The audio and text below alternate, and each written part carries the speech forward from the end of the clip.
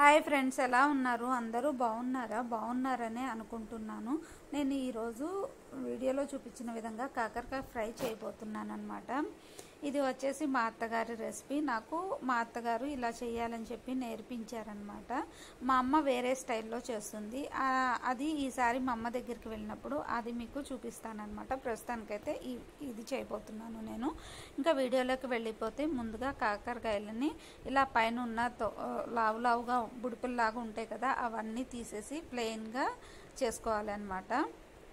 ఇలా అన్నిటినీ పైన ఉన్న తొక్కు మొత్తం వలిచేసుకొని చేసేసుకొని వాటిని ఒక కుక్కర్లో వేసేసి కొంచెం వాటరు కొంచెం ఉప్పు వేసి వీటిని ఉడకబెట్టాలన్నమాట. రెండు విజిల్స్ వచ్చే వరకు ఉడకబెడితే సరిపోతుంది. 3 అయితే మరీ మెత్తగా అయిపోతాయి కాబట్టి 2 వచ్చేసరికి ఉడకబెట్టేసేసి ఆ తర్వాత ఒక కడాయి పెట్టుకొని అందులో ఆయిల్ పోసుకొని మనం ఏవైతే ఉడకబెట్టిన కాకరకాయలు ఉన్నాయో వాటిని ఆయిల్లో వేసుకొని ఫ్రై చేసుకోవాలి. ఎంతవరకు ఫ్రై చేయాలంటే దాంట్లో ఉన్నటువంటి నీరంతా ఇంకిపోయి కాకరకాయలు కొంచెం గోల్డ్ కలర్లో వచ్చే వరకు ఫ్రై చేయాలి అన్నమాట.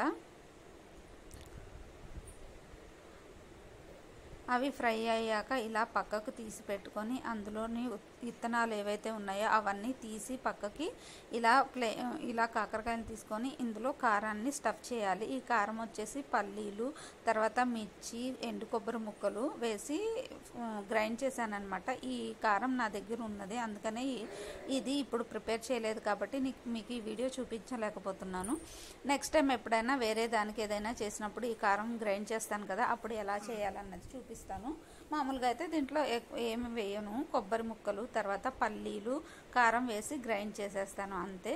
ఒకసారి ట్రై చేయండి. ఇలా ఈ కాకరకాయల్లో స్టఫ్ చేసేసుకొని వీటిని మనం ఇందాక ఫ్రై చేసుకున్నాం కదా అదే ఆయిల్లో వేసేసి ఇవి మిగిలిన కారం ఉంటుంది కదా అది కూడా వేసేసుకొని ఫ్రై చేసేసుకుంటే కాకరకాయ రెడీ అనమాట. ఈ కాకరకాయ వచ్చేసి పప్పుచారులో చాలా బాగుంటుంది. పప్పుచారులో ఈ కాకరకాయ నంచుకుంటూ ఇందులో ఉన్న కారం ఆ పప్పుచారులో కలుపుకొని తింటే సూపర్ టేస్ట్ ఉంటుందండి. ఒకసారి ట్రై చేయండి, చాలా బాగుంటుంది ఈ కాంబినేషను.